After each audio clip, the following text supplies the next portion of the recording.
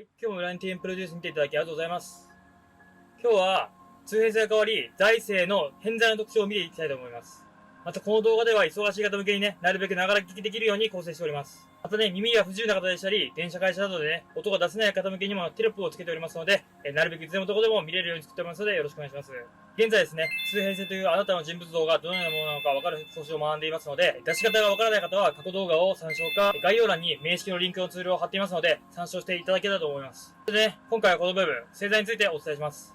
またね、通編成とは簡単に言うと、その人が持つ基本的な内面の性質になります。で、このチャンネルでは、今のあなたの本質、伸ばすべき長所と改善すべき短所や、人間関係や価値観、才能、恋愛、健康、結婚の悩みなど、自分自身がどういった人物なのか、自分がどんな性質を持っているかなど、そんなね、あなたの悩みをいい方向に占いともに向かわせていただく説明をこのチャンネルではしておりますので、自分自身をもっと知りたいという方や、知って幸せになりたいという方はね、手助けになるかもしれませんので、よかったら最後までご視聴いただけたらと思います。よろしくお願いします。では、始めていきましょう。今回はね、長くなってしまいますので、特徴と仕事、いい方向に向かうポイントを2つに分けてお話しました。よろしくお願いします。では、星座の特徴を一緒にお話ししていきます。ではね、星座の特徴のキーワード、妻、信用、勤労、節約、家庭、規律的、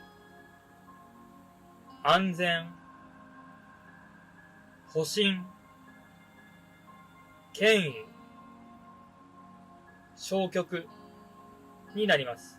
基本的に前回の偏在も今回の星座も人間関係は良好な星です。で、前回話した偏在は財が偏ると書いて流通の財でしたよね。一方、コツコツと貯めるため、星在は財を貯蓄する固定した動かない財という星です。偏在は社交的で人気者が多いのが特徴でしたよね。それでいて様々な分野へ興味を持ち、積極的に関わろうとしますから、人当たりが良く、周りから親しみやすい星である一方、星在は勤勉で地道に努力できるのが特徴です。裏表がないほど真面目なため、誠実な人だと評価を得ます。ですが、それがゆえに少し面白みに欠ける節があります。お世辞を言うのも言われるのも抵抗があるんですよね。実際に積極的な交流はしませんが、信頼と人気があり、好かれやすい特徴でもあるんですよね。要するにですね、前回話した偏在は、広く浅く人間関係を構築する傾向があり、逆に星在は狭く深く付き合う傾向があるんですね。なので、星在は長くなるのに時間はかかりますが、より深く関わろうとします。それで、星在の長所ですね。こちら。コツコツ真面目。コツコツ真面目。慎重で堅実。慎重で堅実。正確な仕事。正確な仕事。家庭的。家庭的ですね。コツコツ真面目で、面倒な仕事もコツコツ頑張るんですよね。真剣に一生懸命に取り組むことで充実します。仕事に関して出世や収入にはこだわりがないんですけども、それはね、自身の評価が向上すれば自然とついてくると信じて頑張るんですよね。邁進して言い換えればそういった特徴がなんだか夢見る少年のようなんですよね。つまりね、まさに社会人の鏡であるんですよね。真面目な努力家と周囲から思われるでしょう。これでね、良くも悪くも器用ではないため、物を覚えることに時間はかかるのですけど、コツコツと努力を重ねる傾向があります。で、責任感が強いことから途中で投げ出すようなことはないため、付き合いが長くなるほどに信頼を得ていくでしょう。次、慎重で堅実。長所となるとは、温厚な性格で堅実なところですね。星在の方は石橋を叩いて渡る慎重派で、面白みは欠けるかもしれませんが、安定感は抜群です。それでいて、温和で堅実な人なんですよね。器用に立ち回ることはできないため、行動範囲、交友は狭くなりますけども、自分のテリトリーの中ではしっかり役目を果たします。でいてね、月中や玄明に星在を持つ人は、誠実に対応したいタイプなんで、不正や嘘は大嫌いなんですよね。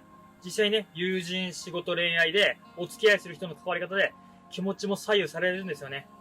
柔軟性を持つことでストレスも緩和されていくでしょう。目立つことはありませんが、それでいて誠実な人柄で信頼を集めていきます。すべてにおいてね、冒険をしないため、プライベートであっても弾けた姿は見せません。金銭面ではね、貯財の際があり、晩年になるとね、かなりの財産を得ている場合もあるんですよね。金運に恵まれていて、お金に困らない傾向があるんですね。実際ね、お金を拾ったり、宝くじに当てたりなので、幸運に恵まれているのかもしれません。僕もね、玄明が星座なんですけども、実際に昔とかね、結構お金とかも拾ったことがあるんですよね。正確な仕事。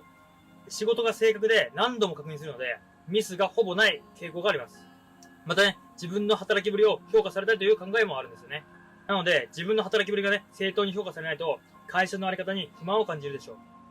実際に出世欲は強い方ではないんですけども、自分の職種におけるね、評価のあり方が気になるようです。で、家庭的ですね。庶民的な感覚を持つので、常に現実思考です。細かい作業が得意で、いつでも整理整頓ができるでしょう。倹約家なので、毎月貯蓄をしていたり、貯金をしていたりね、家計簿をつけている人も多いです。またね、親切で世話好きなので、女性は良妻賢母、男性は結婚運がいいとされています。それでね、次は短所ですね。テンポが遅い。テンポが遅い。変化に弱い。変化に弱い。ケチ。ケチ。面白みにかける。面白みにかける。価値観の相違が多い。価値観の相違が多いですね。テンポが遅いで、行動を起こす前に考えをまとめなければならず、そのため周りと歩調が合いにくいんですよね。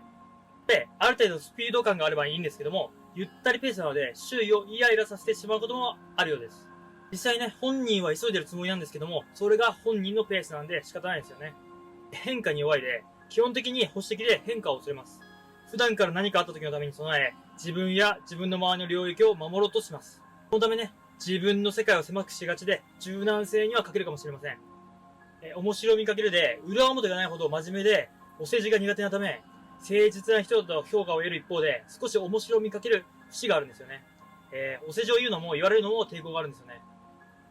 実際にね、物事を融通が利かなかったり、打たれ弱さが目立ちがちです。またね、何事も合理的に判断してしまうため、情熱で突き進んでいる人や、情に流されている人に対して、浅はかだと思う部分もあるんですよね。実際にね、目立つ方ではなく、社会で大きな出世をするタイプではないんですよね。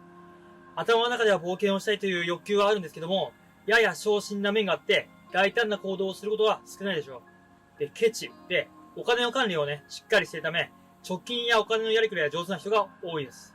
ただし、製剤が出過ぎてしまうと、堅苦しい人になってしまったり、ケチな人になってしまい、人が離れていってしまうので、そうなってないか、実際に客観的に見てみる必要があります。例えば僕もそうなんですけども、ネットショッピングで物を買うときに、数十円の違いでしたり、数百円の違いで、ちょっと悩んだりするんですよね。ざっくりですけど、そうするとね、目先は安いですけども、それにかかる時間や労力がね、大きくなって、それだけでね、どんどん時間が過ぎていってしまうので、節約することは悪いことではないですけども、そこにウェイトを絞りすぎると、失うことも大きいということですね。まあでもね、もともとは堅実な性格なんで、金銭管理にも通じていてね、なかなかの倹約家で、そういうところを注意していけば、ケチと言われてしまうこともありませんが、時にはね、そんなことはないんですよね。実際に細かいものや無駄を嫌うだけで、買い物をするときはね、家やマンションなど大きなものを買ってね、周囲を驚かせることもあるんですよね。僕のお客さんでもね、いきなりね、不動産とか土地を買ったとかね、いう方もいらっしゃいます、実際に。次はね、価値観の相違が多いで、製材の人は相手と強い絆を求めながら、なかなかね、相手の価値観や性格が認められないで、境界に乏しいところがあるんですよね。それでね、誰かが落ち込んでいても、子供が悪さをした時も、なぜの前にね、普段からの行いが悪いからだ。ね、持論を振りかざすこともあるんですよね。十人十色。自分も人に依存するところがあるんで気をつけましょう。自分の価値観を持つことはもちろん大事ですけども、時にはね、客観的に見て他人のこともね、優しさを持って見守る姿勢でいたいですよね。はい。今回はここまでにします。次回はね、製材に向いてる仕事といい方向に向かうポイントをお伝えします。次回は製材はね、なんと、ホストの帝王も製材でした。ぜひね、見てください。ではまたお会いしましょう。バイバイ。